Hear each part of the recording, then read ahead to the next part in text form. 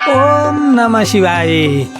सनातन संस्कृतिमा श्रावण महिनालाई भगवान शिवको उपासनाको सर्वोत्तम समय मानिन्छ, जहाँ सोमबारको दिन गरिने व्रत र जलाभिषेकको धार्मिक महत्त्व अथाह छ। तर के तपाईलाई थाहा छ, यस वर्ष अर्थात् विक्रम सम्वत 2083 सालको श्रावण महिनामा अन्य वर्षहरू जस्तै साधारण छैन। यस वर्ष साउन महिनाको प्रारम्भसँगै आकाशमा एउटा ठुलो खगोलीय घटना घट्दैछ। देवगुरु बृहस्पति अस्त अर्थात् गुरु मौड्या हुँदैछन्। यस्तो अवस्थामा धेरैको मनमा प्रश्न उठेको छ, के यस वर्ष साउनको सोमबार व्रत बस्न मिल्छ त? कस्ता व्यक्तिहरूले यस वर्ष व्रत बस्न सुरु नै गर्नु हुँदैन? कतै तपाईको सानो गल्तीले तपाईको पूजा निष्फल त भएको छैन?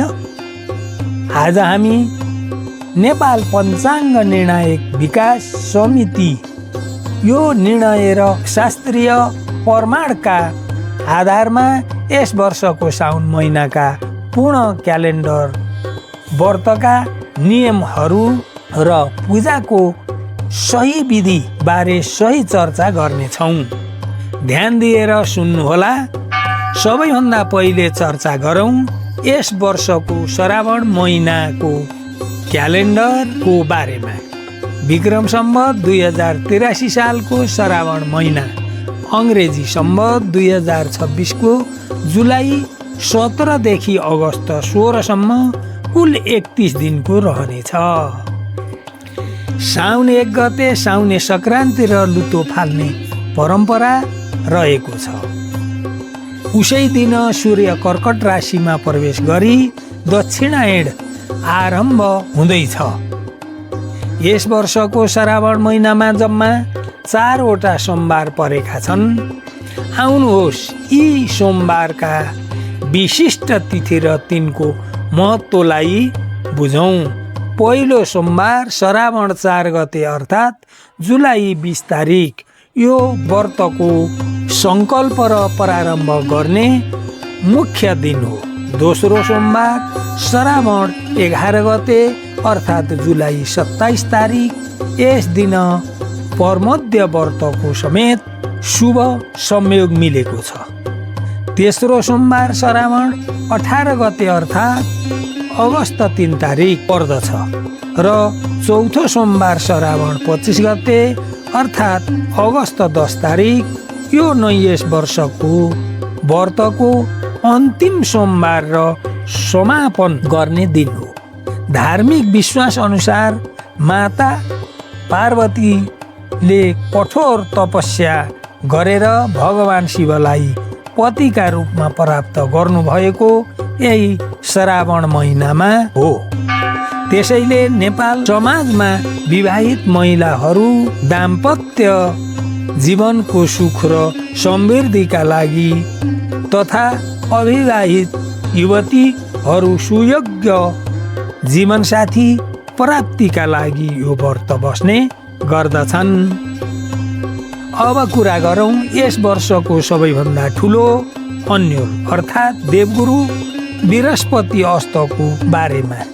नेपाल पञ्चाङ्ग निर्णायक विकास समितिका अनुसार यस वर्ष असार 32 गते अगस्त अस्त भएका बृहस्पति श्रावण 24 गते अपराह्न मात्र पूर्व दिशाबाट उदय हुनेछन्। अर्थात् साउन 1 गतेदेखि 24 गतेसम्म गुरु अस्त रहनेछन्। शास्त्र अनुसार मानव कर्मलाई नित्य नैमित्तिक र काम्य गरी 3 भागमा विभाजन गरिएको छ। यसैका आधारमा गुरु अस्तको समयमा कुन कार्य गर्न मिल्छ र कुन मिल्दैन स्पष्ट रूपमा बुझ्न जरुरी छ। पहिलेदेखि नै परम्पराको रूपमा बस्दै आएको श्रावण सोमबारको व्रत र एकादशी नित्य कर्म अन्तर्गत पर्दछन्। यस्ता कर्महरूका लागि कुनै साइत जुराउनु पर्दैन र ग्रह अस्तले कुनै असर नपर्ने भएकाले पहिलेदेखि व्रत बस्दै आउनु भएका साधकहरूले यस वर्ष पनि निरन्तर रूपमा व्रत बस्नु अनिवार्य मानिन्छ। दैनिक देव पूजन र मन्दिर दर्शन पनि साउनभरि गर्न मिल्छ, तर काम्य कर्म अर्थात् कुनै भौतिक चाहना वा फल प्राप्तिको सङ्कल्प राखेर गरिने नयाँ अनुष्ठानहरू गुरु अस्तको समयमा सर्वथा निषेध गरिएको छ। यसको प्रष्ट अर्थ के हो भने यदि तपाईँ यस वर्ष पहिलो पटक श्रावण सोमबारको व्रत सुरु गर्ने सोचमा हुनुहुन्थ्यो वा 16 सोमबारको नयाँ सङ्कल्प गर्दै हुनुहुन्थ्यो भने गुरु अस्तको समयमा यो कार्य भुलेर पनि नगर्नुहोला। नयाँ व्रत सुरु गर्नको लागि श्रावण 24 गते देवगुरु बृहस्पति उदय भएपछि मात्र वा आगामी वर्षहरूमा मात्र आरम्भ गर्नु शास्त्रीय दृष्टिले हितकर हुनेछ। यसै गरी विवाह, व्रतबन्ध, गृह प्रवेश, देव प्रतिष्ठान र नयाँ व्यवसायको दर्ता जस्ता मङ्गलिक कार्यहरू पनि यो अस्तकालमा गर्नु मिल्दैन। अब जानौँ श्रावण सोमबारको पूजा र अभिषेकलाई कसरी पवित्र ढङ्गले सम्पादन गर्ने। पूजाको दिन सबेरै उठेर पवित्र स्नान गरी सफा वस्त्र धारणा गर्नुहोस् र ऊर्जाको सकारात्मक प्रभाव हुने पूर्व वा उत्तर दिशातर्फ फर्केर बस्नुहोस्। पूजाको प्रारम्भ सङ्कल्पबाट हुनुपर्छ। हातमा अलिकति पानी, अक्षता, फुल र कुश लिएर आफ्नो नाम, गोत्र र व्रत बस्नु उद्देश्य मनमै स्मरण गर्दै भगवान शिवको चरणमा समर्पण गर्नुहोस्। अब आउँछ सबैभन्दा महत्त्वपूर्ण चरण, अभिषेक प्रक्रिया। शिवलिङ्गमा परामणको ताप वा ऊर्जा सोच्ने क्षमता हुने भएकाले यसलाई शीतल राख्न जल र पञ्चामृतको धारा निरन्तर चढाइन्छ। अभिषेक गर्दा सर्वप्रथम शुद्ध जल अर्पण गर्नुहोस् र त्यसपछि क्रमशः दुध, दही, घिउ, मह र चिनी मिलाएर बनाएको पञ्चामृत चढाउनुहोस्। पुनः सफा जलले शिवलिङ्गलाई स्नान गराउनुहोस्। अभिषेक पश्चात शिवलिङ्गमा चन्दनले लेपन लगाउनुहोस्। भगवान शिवलाई प्रिय लाग्ने बेलपत्र चढाउँदा सधैँ चिल्लो भाग तल फर्केको हुनु पर्दछ र पातहरू कतै च्यातिएको वा किराले खाएको हुनु हुँदैन।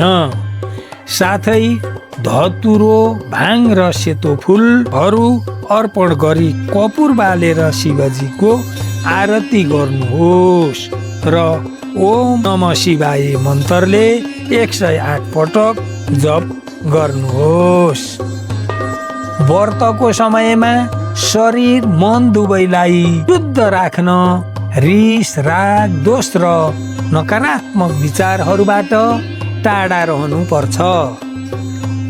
आहारको कुरा गर्दा व्रतको दिन सात्विक भोजन मात्र गर्नुपर्छ। ध्यान दिएर सुन्नुहोस्। व्रतमा तपाईँले के खान मिल्छ वा के मिल्दैन। तपाईँले ताजा मौसमी फलफुल जस्तै स्याउ, केरा, मेवा खान सक्नुहुन्छ। दुध, ताजा दही, मही, साबुदानाको खिचडी, खिर, कटुवा, सिङ्गडाको पिठाको परिकार, उसिनेको आलु, सखरखण्ड र सुक्खा फलफुलहरू खान मिल्छ।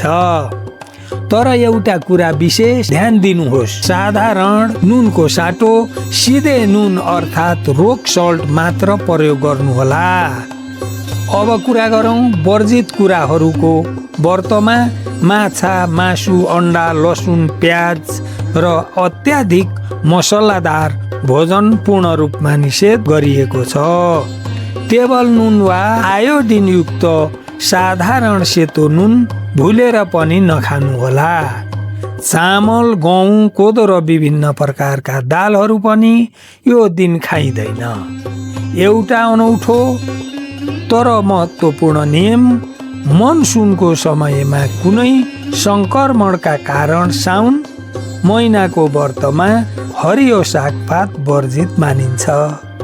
साउनको सोमबारको चर्चा गर्दा बोलबम यात्रामा नजरअन्दाज गर्न सकिँदैन।